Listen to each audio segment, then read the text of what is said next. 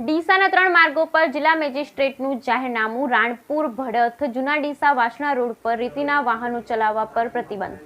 ડીસાના 3 માર્ગો પર જિલ્લા મેજિસ્ટ્રેટનું જાહેરનામું। રણપુર ભડથ જૂના ડીસા વાસણા રોડ પર રેતીના વાહન ચલાવવા પર પ્રતિબંધ।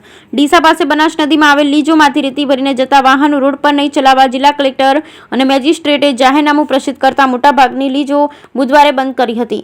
બનાસકાંઠા જિલ્લાના ડીસા પાસે બનાસ નદીમાં જિલ્લા કલેક્ટર દ્વારા ફાળવવામાં આવેલ લીજોમાંથી સાદી રેતીનું વાહન ડમ્પર ટ્રેલર ટ્રેક્ટર દ્વારા થઈ રહ્યું છે, ત્યારે ભડથ રાણપુર અને છત્રાલા જૂના ડીસાવાળા રોડ પર રેતીના વાહનોની વધુ અવરજવર હોવાને કારણે જિલ્લા મેજિસ્ટ્રેટ અને કલેક્ટર વરુણકુમાર બરનવાલે જાહેરનામું પ્રસિદ્ધ કરી રાણપુર ભડથની ગાડીઓ નદીના કિનારે થઈ આકોલ પાસે નેશનલ હાઈવે નીકળવા તેમજ જૂના ડીસા વાસણા દશાનાવાસ સદરપુર જાબડિયા તરફના લીજના વાહનો નદીના બેખડે થઈ ભીલડી નેશનલ હાઈવે 27 પર અથવા જૂના ડીસા રેલવે ફાટક પાસે હાઈવે પર ચડે તે રીતે ચલાવવા અધિકૃત જાહેરનામું પ્રસિદ્ધ કરેલ, જે જાહેરનામું 2 માસ એટલે કે 31 ઓગસ્ટ સુધી પાડવામાં આવ્યું છે। જો કે અગાઉ પણ 2 માસનું જાહેરનામું પ્રસિદ્ધ કર્યા બાદ ફરી જાહેરનામું પ્રસિદ્ધ કરાયું છે।